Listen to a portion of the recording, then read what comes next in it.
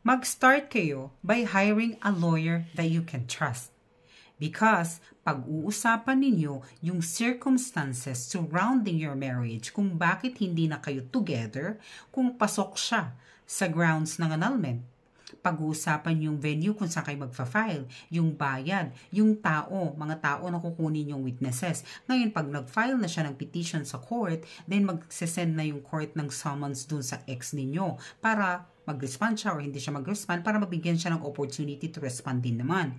After that, haharap na kayo sa prosecutor for the collusion investigation. After that, meron ng pre-trial conference. Pag-uusapan dito yung sa evidence stipulation kung may children or properties involved, yung custody at saka support arrangement. After that, yung trial, ipapresent ka ngayon as the witness and then yung psychologist mo, yung witness 1, witness 2, witness 3, witness 4, and so on. And then the formal offer of evidence. After that, submission for decision na siya.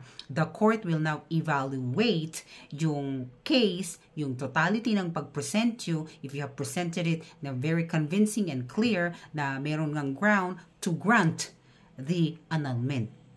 Okay, pagkatapos niyan, dalhin nyo kung saan kayo kinasal, pa-annotate nyo sa PSA, then voila, free na kayo. So kung may tanong pa kayo, mag-online consultation tayo.